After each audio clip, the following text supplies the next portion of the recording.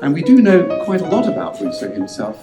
He'd been to serious high school before the age of 14, and he'd learned what was necessary to learn at that stage.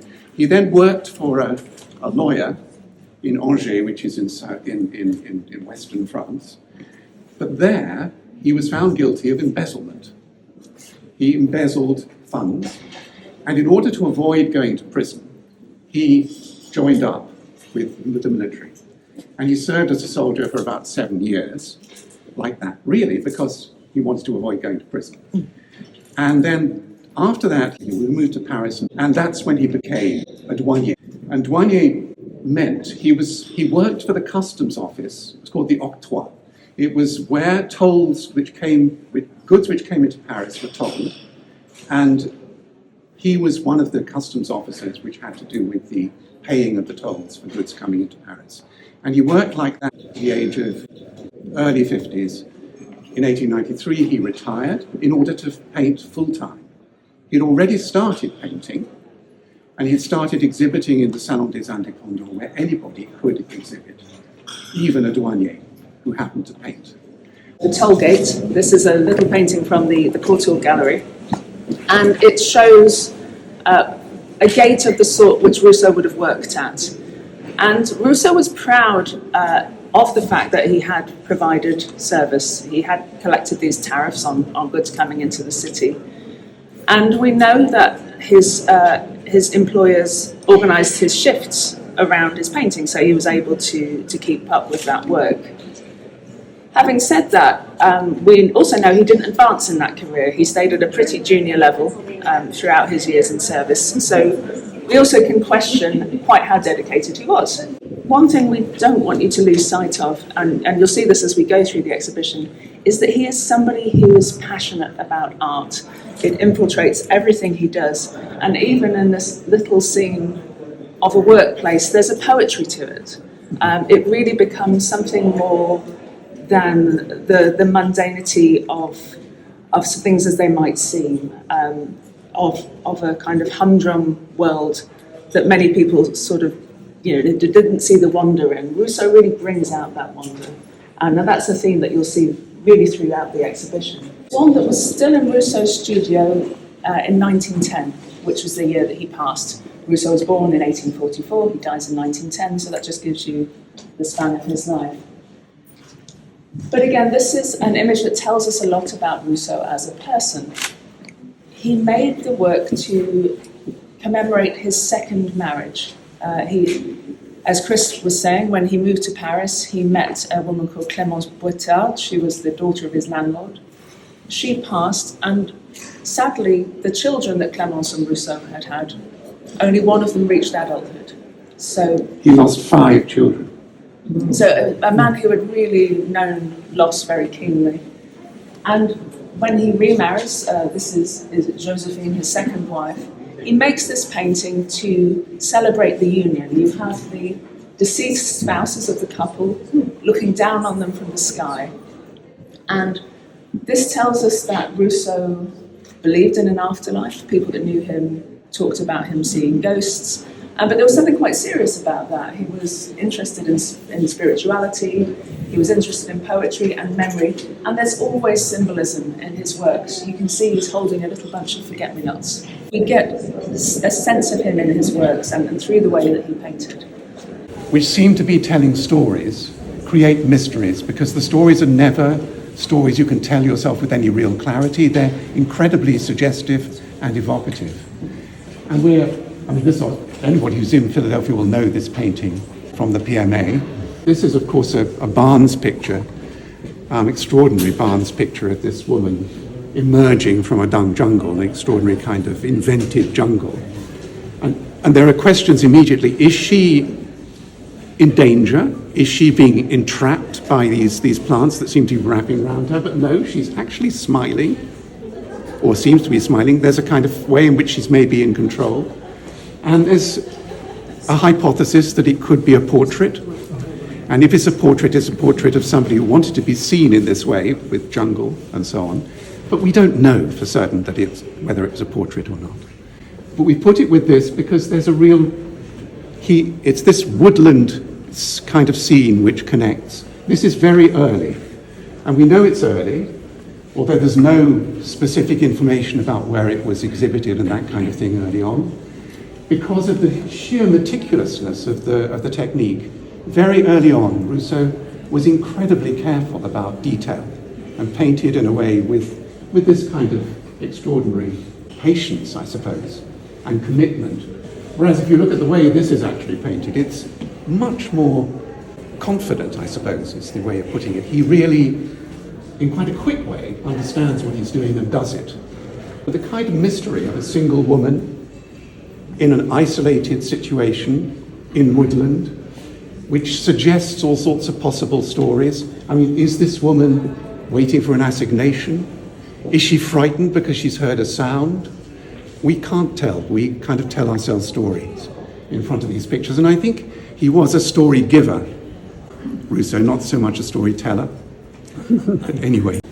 And although Rousseau didn't mean it, it was apparently at the time immediately connected with the Hague Peace Conference, which was happening exactly at the time when this was painted.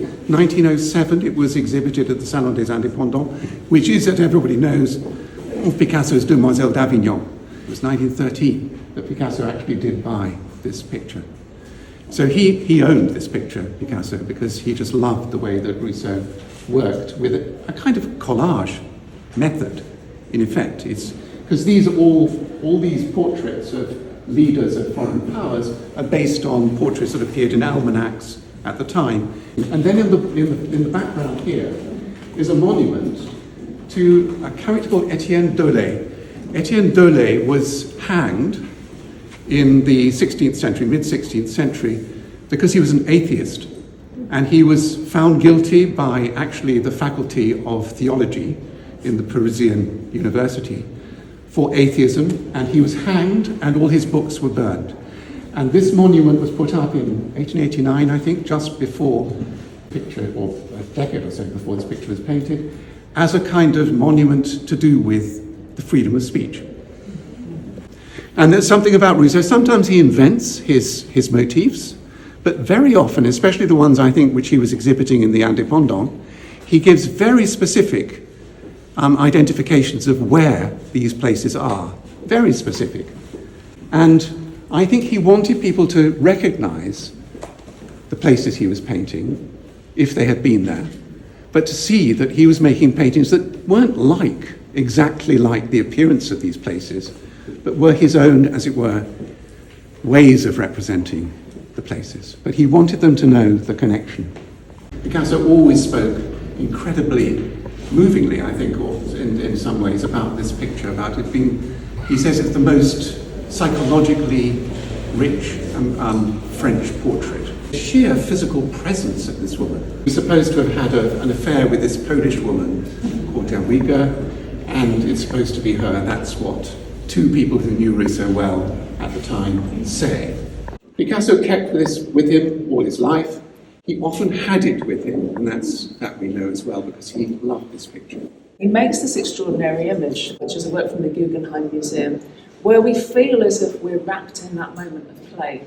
The ball is suspended in the air. You feel that figure just kind of lifting, reaching for the ball, with our eyes sort of shuttling back through that alley of trees. It's a really remarkable picture, and one that is exciting, even the way in which the stripes on the costumes sing. But this work, like so many of the things that Rousseau tries his hand at, it doesn't gain ground. And so we see him trying his hand at different kinds of painting. The research on doing the catalogue of the Barnes Rousseaus made it clearer and clearer that actually these two are related. Because Sonia Delaunay, who with Robert Delaunay actually was very close to Rousseau at the end of his life, she tells the story of the discovery of Pierre Junier's cart. Apparently, they went out to, they found a grocer. They were all looking for Rousseau's at the time. This was 1911, 1912. And they found, she says, Pierre Junier's cart with a rabbit and carrots. And it has to be this picture, I think. So I think they were discovered together, which I think makes it very likely But our rabbit, which is from the Barnes collection, is actually a Junier, a family pet. I can't believe, I mean, the French do have this habit of keeping rabbits in hutches, which they then eat. But I actually think that in this case, this must be a pet, the way that it's painted, the way that Rousseau paints it with such appreciation of the animal, if you like. And it's an animal that's obviously taken well care of. This picture, though, is obviously much more famous than the rabbit. It's supposed to be Père Junier with Rousseau, sitting, the mustachioed Rousseau, in the cart, with the family.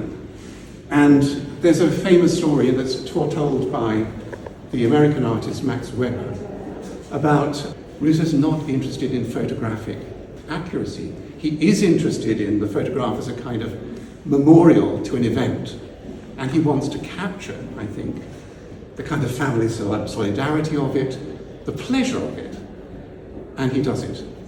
So that's what I would say about it. In this exhibition, this is what we couldn't do 20 years ago. It's what no Rousseau exhibition has been able to do since Barnes purchased his work in the 1920s. And it really helps us to tell a much fuller story. This is really showing you what happens when Barnes pictures enter into dialogue with works from around the world. It's also thrilling to see it newly cleaned by our conservation team. It really is looking at its best. Rousseau had tried his hand at making jungle pictures in the 1890s, but he has a hiatus from that, and it's in 1904 when he comes back to tackle that theme that it finds new traction. And this may well be to do with how attitudes towards colonial expansion had changed.